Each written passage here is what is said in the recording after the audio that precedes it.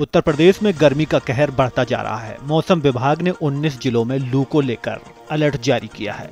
चंदौली, वाराणसी, भदोही, जौनपुर, गाजीपुर, आजमगढ़, मऊ, बलिया, देवरिया, गोरखपुर, संत कबीर नगर, बस्ती, गोंडा, बलरामपुर, श्रावस्ती और बहराइच जिलों में अगले 2 दिनों तक लू चलने की संभावना जताई गई है। केंद्रीय माध्यमिक शिक्षा बोर्ड ने 12वीं कक्षा के परिणाम घोषित कर दिए। इस वर्ष कुल 88.39% छात्र सफल हुए। छात्राओं ने एक बार फिर बाजी मारी, जहां 91.94% छात्राएं पास हुई। वहीं छात्रों का पास प्रतिशत 85.70 रहा। रिजल्ट आधिकारिक वेबसाइट पर देखा जा सकता है। केंद्रीय माध्यमिक शिक्षा बोर्ड ने 10वीं कक्षा के नतीजे घोषित कर दिए। इस बार कुल 93.66% छात्र सफल हुए। 10वीं में भी छात्राओं ने बाजी मारी। 95% छात्राएं पास हुईं, जबकि छात्रों का सफलता प्रतिशत थोड़ा कम रहा। उत्तर प्रदेश में बिजली की नई दरें सितंबर से पहले तय की जाएंगी। नियामक आयोग ने विद्युत कंपनियों का वार्षिक राजस्व आवश्यकता प्रस्ताव मंजूर कर लिया है। कंपनियों ने 1,13,923 करोड़ रुपए का ARR दाखिल किया और 1,33,779 मिलियन यूनिट बिजली की मांग जताई। लखनऊ में योगी सरकार के नेतृत्व में यूपी से आतंकवाद सफाया किया गया। 2017 में अब तक ATS ने 142 स्लीपिंग मॉड्यूल को गिरफ्तार किया, जबकि एक आतंकी को मुठभेड़ में ढेर किया गया। ISIS जैसे खतरनाक आतंकी संगठनों से जुड़े मॉड्यूल का पर्दाफाश हुआ। शामली की साबी जैन ने CBSE 12वीं बोर्ड में देश भर में टॉप किया। साबी का 500 में 499 अंक प्राप्त हुए। वह स्कॉटिश इंटरनेशनल स्कूल शामली की छात्रा हैं। उनकी इस उपलब्धि से पूरे शहर में गर्व और खुशी का माहौल है। साबी की मेहनत और लगन ने उन्हें यह मुकाम दिलाया। पर्यटन मंत्री जयवीर सिंह ने कहा कि ऑपरेशन सिंदूर स्थगित हुआ है, समाप्त नहीं। उन्होंने कहा कि हम पाकिस्तान को समाप्त करने का काम करेंगे और सेना के शौर्य की गाथा जन जन तक पहुंचाई जाएगी। मंत्री ने यह भी स्पष्ट किया कि सरकार और देश की सेना पूरी तरह सतर्क और संकल्पित है। ऑपरेशन सिंदूर की उपलब्धियों को जनता तक पहुंचाने के उद्देश्य से आज बीजेपी लखनऊ में विशेष तिरंगा यात्रा निकालेगी। मुख्यमंत्री योगी आदित्यनाथ गांधी प्रतिमा से इस यात्रा को हरी झंडी दिखाकर रवाना करेंगे। यात्रा में उप मुख्यमंत्री ब्रजेश पाठक और केशव प्रसाद मौर्य भी मौजूद रहेंगे।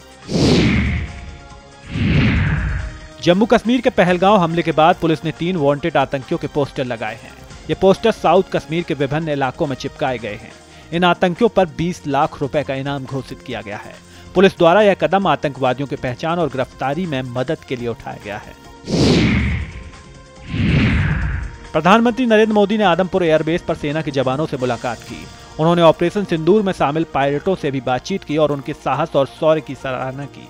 पीएम मोदी ने कहा कि देश हमेशा अपने सशस्त्र बलों का आभारी रहेगा। करीब 1 घंटे तक जवानों के बीच रहकर उन्होंने उनका हौसला बढ़ाया।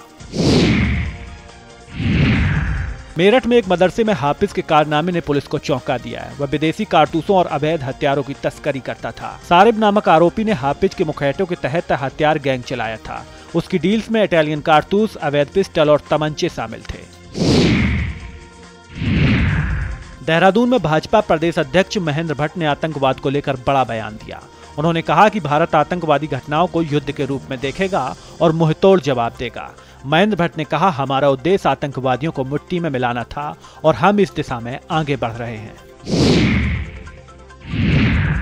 लखनऊ में छात्रवृत्ति की देरी को लेकर अधिकारियों पर कार्रवाई की चेतावनी दी गई है। गोरखपुर के मदन मोहन मालवीय प्रौद्योगिकी विश्वविद्यालय समेत कई अन्य संस्थानों की जांच जारी है।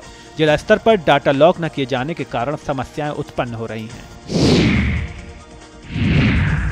उत्तर प्रदेश सहकारिता विभाग में करोड़ों रुपए के धान खरीद घोटाले का खुलासा हुआ है। बस्ती मंडल और सिद्धार्थनगर में बिना धान खरीदे फर्जी भुगतान दर्शाने का आरोप। SIT और EOW की जांच में 6 लोग गिरफ्तार हुए हैं और 10 अधिकारियों के खिलाफ रिपोर्ट दर्ज की गई। जम्मू कश्मीर के राजौरी, पूंछ, सांबा और कठुआ जिलों की सीमा पर पाकिस्तानी द्वारा दागे गए गोले अब बरामद हो रहे हैं। इन गोलों में कई बिना दागे मोर्टार, सेल और मलबा भी शामिल है। पुलिस, बम निरोधक दस्ता और सेना मिलकर इन गोलों और सेलों का सुरक्षा के साथ निरोधीकरण कर रहे हैं।